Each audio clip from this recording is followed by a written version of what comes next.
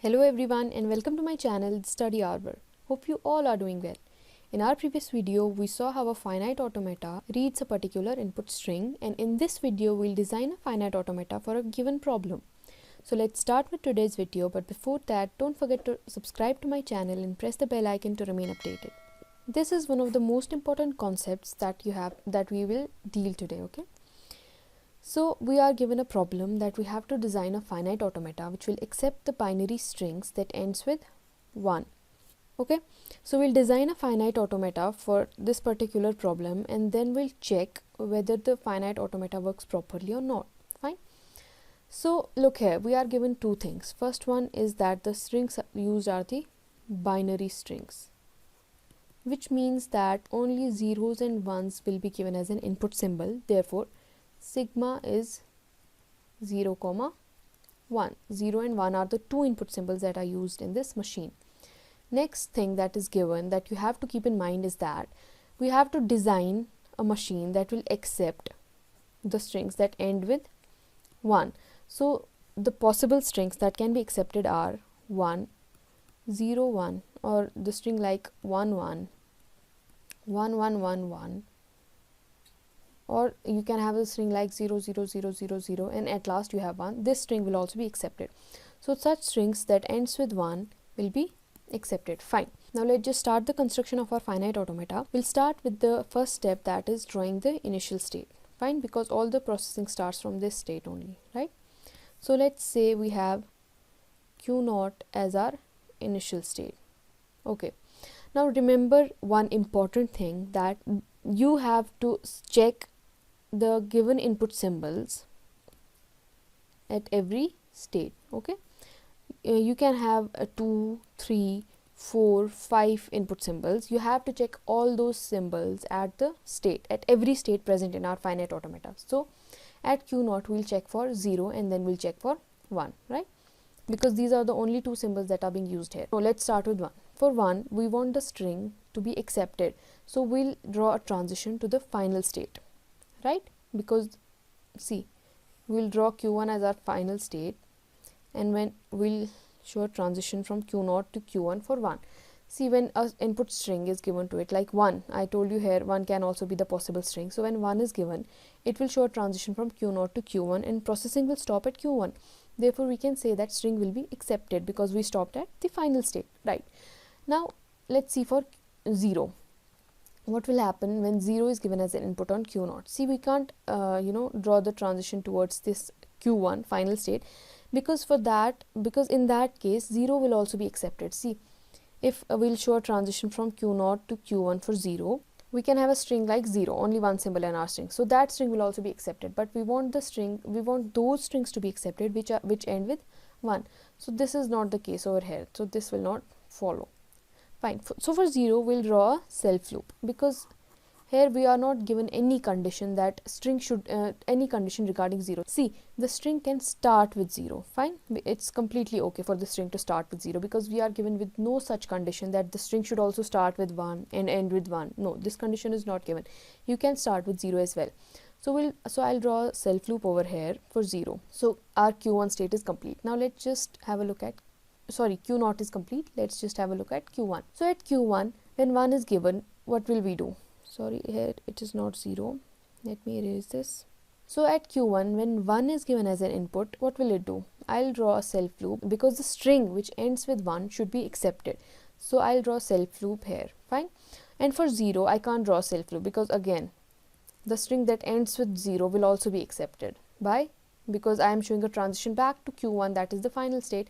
So this case is not possible, right? So I'll draw a transition from Q1 back to Q0 to handle this 0, right? You can have another state, but increasing the states unnecessarily increases the space complexity of this machine. So that is not required. So we'll draw a transition from Q1 to Q0. So this completes our finite automata. This is the finite automata which will accept the binary string that ends with 1. Now let's just try to check it by means of an example. Fine. See, for example, we have a string like 1, 0, 1. So the processing starts at initial state. So we are at Q0. At Q0, when 1 is given as an input, it shows a transition to Q1. So for 1 as an input, it will show a transition to Q1. This one is red. Now at Q0 we have 0 as an input, right? So at Q1, when 0 is given as an input, it goes back to Q0. Fine.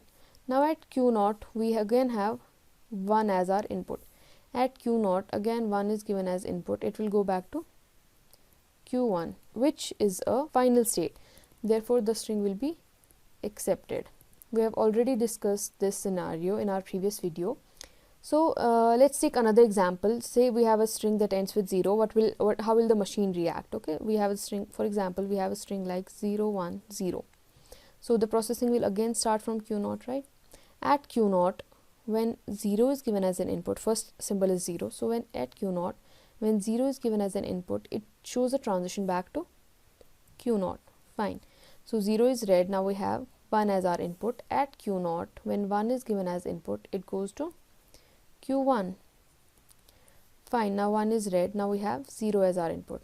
Again at Q1, when 0 is given as an input, it goes back to Q0 and the processing stops because every symbol in the input string is red. So now we are at the state which is not our final states, therefore the string will be rejected. So this shows that these two examples are enough to say that the machine works properly. The machine works according to the condition that is given in our question, right? So let's try to plot the 5 tuples that are Q, sigma, Q0, F and comma, delta. These are the 5 tuples which represent this machine. So first we have Q, which is the states present in our machine. So we have Q0 comma Q1 as our states present in this machine. Next we have Q0, that is the initial state, which is the Q0 itself, the name of the state.